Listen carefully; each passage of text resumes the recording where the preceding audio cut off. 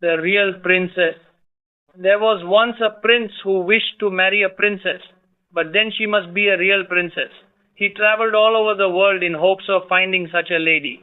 But there was always something wrong. Princesses he found in plenty.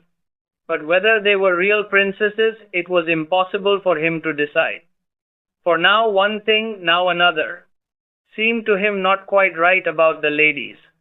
At last he returned to his palace quite cast down, because he wished so much to have a real princess for his wife.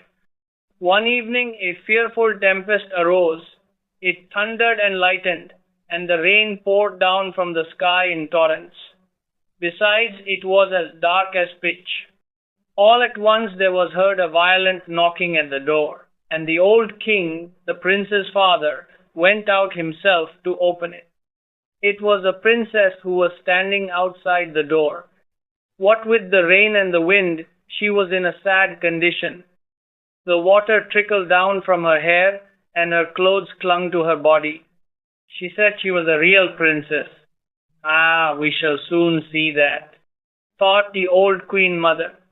However, she said not a word of what she was going to do, but went quietly into the bedroom, took all the bedclothes off the bed, and put 3 little peas on the bedstead.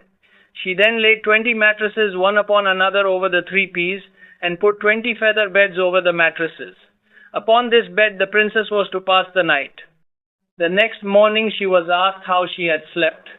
"Oh, very badly indeed," she replied. "I have scarcely closed my eyes the whole night through. I do not know what was in my bed, but I had something hard under me, and am all over black and blue. It has hurt me so much." Now it was plain that the lady must be a real princess, since she had been able to feel the 3 little peas through the 20 mattresses and 20 feather beds. None but a real princess could have had such a delicate sense of feeling. The prince accordingly made her his wife, being now convinced that he had found a real princess. The 3 peas were however put into the cabinet of curiosities, where they are still to be seen, provided they are not lost. Wasn't this a lady of real delicacy?